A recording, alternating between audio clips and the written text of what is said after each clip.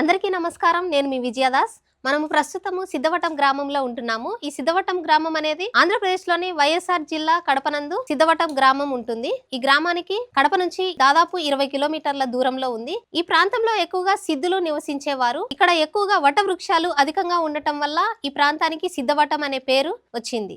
ఈ గడ్డపై ఎన్నో సమరాలు, పెళ్ళు బికిన ఆవేశాలు, పౌరుషాలు, మార్మోగిన రణతుర్యాలు, ప్రతిధ్వనించిన యుద్ధ బేరీలు, ఎగిసిన ఖడ్గాలు, తెగిపడిన తలలు, విజయనాదాలు, వీర సైనికుల రక్తపు టేర్లు, రాచరికపు జిత్తులు, రణతంత్రపు టెత్తులతో గొప్పగా విరసిల్లిన క్షేత్రం సిద్ధవటం కోట. 18 రాజవంశాలు, హిందూ ముస్లిం పాలకుల కాలంలో చవిచూసిన వైభవానికి నిదర్శనంగా ఈ కోట నేటికి పర్యాటకులను ఆకర్షిస్తోంది. ప్రముఖ శైవ క్షేత్రం శ్రీశైలానికి సిద్ధవటం దక్షిణ ద్వారంగా పేరుగాంచింది. తూర్పు వాహినిగా ఉన్న పెన్నా నదికి ఉత్తరాన చుట్టూ దట్టమైన నల్లమల అడవి ప్రాంతంలో ఆహ్లాదకరమైన వాతావరణంలో ఈ సిద్ధవటం కోట ఉంటుంది. బ్రిటిషర్ల హయాంలో సిద్ధవటం జిల్లా కేంద్రంగా గొప్ప వైభవాన్ని చవిచూసింది.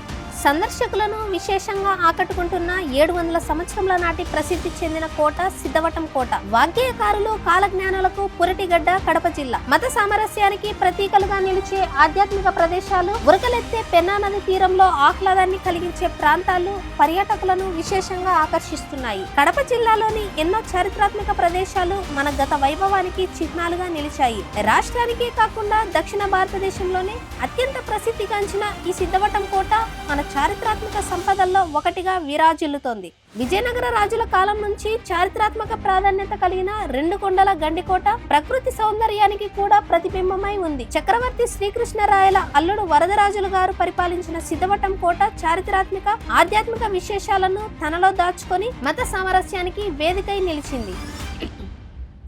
మరి అలాంటి కోట యొక్క విశేషాలేంటో ఇప్పుడు తెలుసుకుందాం. పూర్వకాలంలో సిద్ధవటం పరిసర ప్రాంతాల్లో సిద్ధులు ఎక్కువగా నివసించేవారు. వారు నివాసం ఉండే ప్రాంతాలలో వట వృక్షాలు విస్తారంగా ఉండేవట. అందుకే ఈ ప్రాంతానికి సిద్ధవటం అనే పేరు వచ్చిందని చరిత్రకారులు చెప్తుంటారు. సిద్ధవటం పరిసర ప్రాంతాల్లో జైనులు కూడా నివసించేవారు. మొదట్లో సిద్ధవటం 1807 నుంచి 1812 వరకు జిల్లా కేంద్రంగా ప్రసిద్ధి చెందింది. అయితే పెన్నా నది ఉప్పొంగిన ప్రతిసారి బయటి ప్రపంచాలతో సంబంధాలు తెగిపోతూ ఉండటంతో జిల్లా కేంద్రాన్ని అక్కడ నుంచి కడపకు మార్చడం జరిగింది. అయినప్పటికీ తనలో ఇమిడ్చుకున్న చారిత్రాత్మక సాక్ష్యాలతో సిద్ధవటం మరింత ప్రఖ్యాతి చెందింది.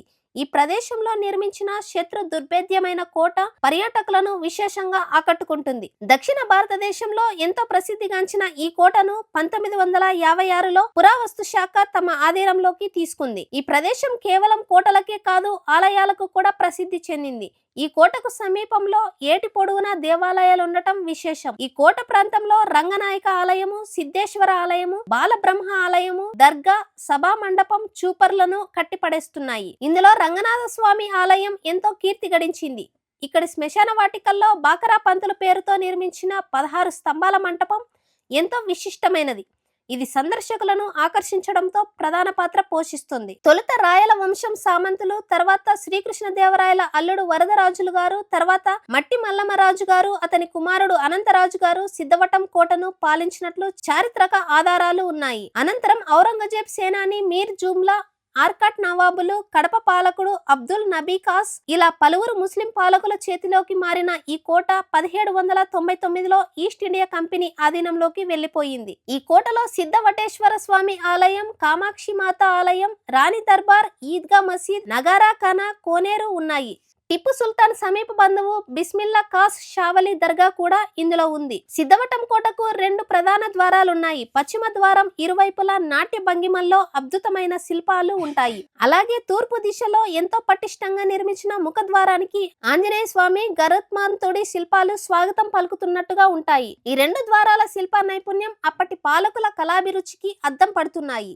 ఈ శిల్పాలు పర్యాటకులను ఇట్టే ఆకర్షిస్తాయి. మత సామరస్యానికి ప్రతీక అని చెప్పేందుకు తూర్పు ద్వారానికి సమీపంలో బిస్మిల్లా షావలి దర్గా ఉంది. దీనిని టిప్పు సుల్తాన్ కాలంలో నిర్మించారు.